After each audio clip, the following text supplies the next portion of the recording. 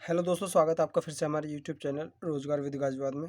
हम लूसेंट की unit number 8 तक ख़त्म कर चुके हैं। आज हम वैष्णव धर्म और इस्लाम धर्म को कवर करने वाले हैं, जिसमें हम यूनिट नंबर 9 और 10 को कवर करने वाले हैं। तो चलिए बच्चों, आज की क्लास को शुरू करते हैं। लूसेंट की जो हमने सीरीज शुरू की है, आज हम वैष्णव धर्म को स्टार्टिंग करने वाले हैं। चलिए बच्चों, वैष्णव धर्म से बनने वाले जितने भी इंपॉर्टेंट क्वेश्चन हैं आज हम उनको देखने वाले हैं। तो पहली हेडिंग है वैष्णव धर्म। वैष्णव धर्म जो है, जिसमें भगवान विष्णु की पूजा की जाती है और भगवान विष्णु की पूजा की जाती है, इसमें वैष्णव धर्म कहलाते हैं, जो भगवान विष्णु की पूजा करते हैं। वैष्णव धर्म का सबसे पहला उल्लेख जो है वो वैश्यनगर के अभिलेख में मिला है। मतलब कि जो वैष्णव धर्म का उल्लेख जो है, जो चीज़ें मिली हैं, जो जो लोगों को पता चला है, वो वैश्यनगर के अभिलेख से पता चला है। ठीक है बच्चों, वैष्णव धर्म की जो जानकारी है वो किन उपनिषदों में है।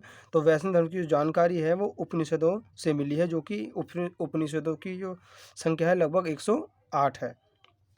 प्राचीनतम उपनिषद, इम्पोर्टेंट क्वेश्चन बनता है कि प्राचीनतम उपनिषद कौन सा है। तो आप बताएंगे छंदोपेय उपनिषद, जो कि प्राचीन उपनिषद है। सुदर्शन चक्र में कितनी तिल्लियाँ थीं? तो क्वेश्चन बनता है, इसका आंसर हो जाएगा हमारा सुदर्शन चक्र में लगभग 6 तिल्लियाँ थीं। ठीक है बच्चों। भगवान विष्णु के कितने अवतार थे? तो भगवान विष्णु के लगभग 10 अवतार बताए जाते हैं, जो कि किस में बताया गया है? मत्स्य पुराण के अंदर 10 अवतारों को बताया गया है। विष्णु पुराण का जो अंतिम अवतार है वो फलिक था, जिसका नाम फलिक था। विष्णु अवतार का जो अंतिम अंतिम अवतार था। अच्छा, प्रमुख संप्रदाय जो थे वो मत और उनके जो आचार्य थे, हम उनको कवर करने वाले हैं। जो प्रमुख संप्रदाय थे, जो मत थे और जो आचार्य थे, उनको देखने वाले हैं। तो वैष्णव संप्रदाय जो था, उनका जो मत था वो विशिष्टाद्वैत था। जो कि मत था उसका विशिष्टाद्वैत था, और इसके जो आचार्य थे वो रामानुज जी थे। ब्रह्म जो है संप्रदाय था, उसका जो मत था वो द्वैत था, और जिसके आचार्य थे हमारा आनंद तीर्थ, और दूसरा नाम भी बोल दिया जाता, पूछ लिया जाता तो उसका नाम था माधवाचार्य। तीसरा संप्रदाय आ जाता हमारा रुद्र संप्रदाय। संप्रदाय का जो मत था वो शूद्र द्वैत था, जिसके आचार्य थे वल्लभाचार्य और विष्णुवाचार्य, इन दो नामों से जाना जाता है। और चौथा हमारा जो संप्रदाय था वो सनक संप्रदाय था, जो कि द्वैत, जिसके जो मत थे द्वैत अद्वैत थे मत, और आचार्य जो थे वो निम्बार्क थे। आचार्य जो थे निम्बार्क थे। तो बच्चों, यूनिट नंबर जो हमने 9 कवर कर ली है, और सेव धर्म से जितने भी बनने वाले इंपॉर्टेंट क्वेश्चन थे हमने उनको कवर कर लिया है। हम यूनिट नंबर 10 यानी कि इस्लाम धर्म के बारे में जानेंगे। इस्लाम धर्म के जो संस्थापक थे वो मोहम्मद साहब जी थे, जिन्होंने इस्लाम धर्म की जो है नींव रखी थी। अच्छा, इनका जो जन्म हुआ था वो 570 ईस्वी में कहाँ पर हुआ था? मक्का में हुआ था। इंपॉर्टेंट क्वेश्चन है, इस्लाम धर्म से जितने भी बनने वाले क्वेश्चन हैं हम उनको यहाँ पर कवर कर रहे हैं।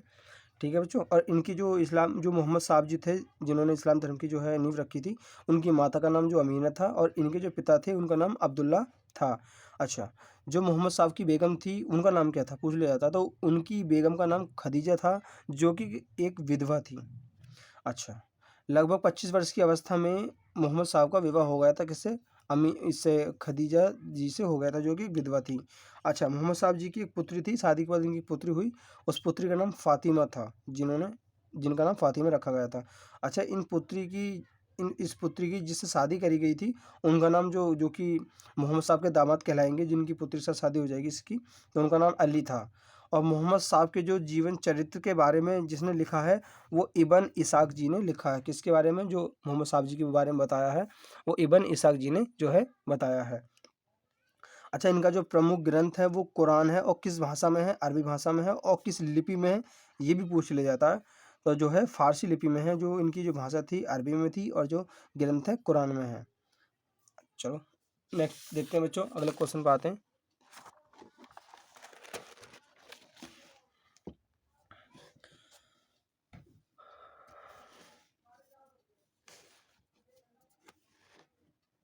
हज़रत मोहम्मद साहब को जो है 610 में मक्का के पास हीरा नामक एक गुफा थी, जिसमें इनको जो है ज्ञान की प्राप्ति हुई थी। जो हज़रत मोहम्मद साहब थे वो मक्का के पास से 610 ईस्वी में मक्का एक नामक जगह थी, जहाँ पर एक हीरा नामक गुफा थी, जिसके अंदर इन्होंने जो है ज्ञान की प्राप्ति की थी, और जहाँ इन्हें इस्लाम धर्म के ज्ञान की प्राप्ति हुई थी।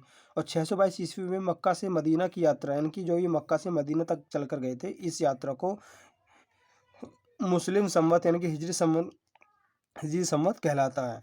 मोहम्मद साहब की मृत्यु 632 ईस्वी में मदीना के पास हो गई थी। इनकी मृत्यु के पश्चात जैसे ही इनकी मोहम्मद साहब की मृत्यु हो गई थी, इसके पश्चात इस्लाम धर्म को 2 भागों में बाँटा गया। पहला था शिया, दूसरा था सुन्नी। तो ये 2 प्रकार से इन धर्मों को बँट गए थे। तो सुन्नी जो थे वो कथनों व कार्यों में विश्वास रखते थे, और जो शिया थे वो अली की शिक्षाओं पर विश्वास रखते थे। जो अली जो थे, अली यानी कि जो मोहम्मद साहब के दामाद थे, वो पहले उनके जो शिष्य बने थे, जो उनके पहले शिष्य बने थे। कौन? उनके दामाद मोहम्मद साहब के। उनकी शिक्षाओं पर विश्वास रखते थे। कौन? शिया। खलीफा का जो पद है 1924 तक चला था, और खलीफा जो पद की समाप्ति करी थी वो कमाल पाशा के द्वारा समाप्त करी गई थी। जो कमाल पाशा जी थे, उन्होंने खलीफा के जो पद था उसको समाप्त कर दिया था। अली जो उनके दामाद थे, उनकी मृत्यु 661 ईस्वी में हत्या कर दी गई थी। किसकी? अली की। अली के बाद जो इनके पुत्र हुए थे, उनकी भी मृत्यु हो गई थी, कर दी गई थी। मोहम्मद ने कुरान की शिक्षाओं का उपदेश दिया था। मोहम्मद साहब ने कुरान में जो उनकी कुरान थी, प्रमुख ग्रंथ है, उस भाषा में जो है शिक्षा को उपदेश दिया था लोगों में फैलाने के लिए। मोहम्मद साहब के जो उत्तराधिकारी थे, वो जो उत्तराधिकारी हुआ करते थे मोहम्मद साहब के, वो खलीफा कहा जाता था उन लोगों को। तो चलिए बच्चों, हमने जो यूनिट नंबर आज 9 और 10 कंप्लीट कर लिए, जिसमें हम वैष्णव धर्म और इस्लाम धर्म को कंप्लीट कर चुके हैं। बच्चों, इंपॉर्टेंट क्वेश्चन हैं, जितने भी हमें वनडे एग्जाम पूछे जाते हैं, हम उनको कवर कर रहे हैं, और हम लूसेंट की जो यूनिट नंबर 10 तक हमने कंप्लीट कर ली है। बच्चों, अगर आपको अच्छी लगी हो वीडियो तो लाइक करें, शेयर करें, सब्सक्राइब करें चैनल को। मिलते हैं बच्चों नेक्स्ट वीडियो में।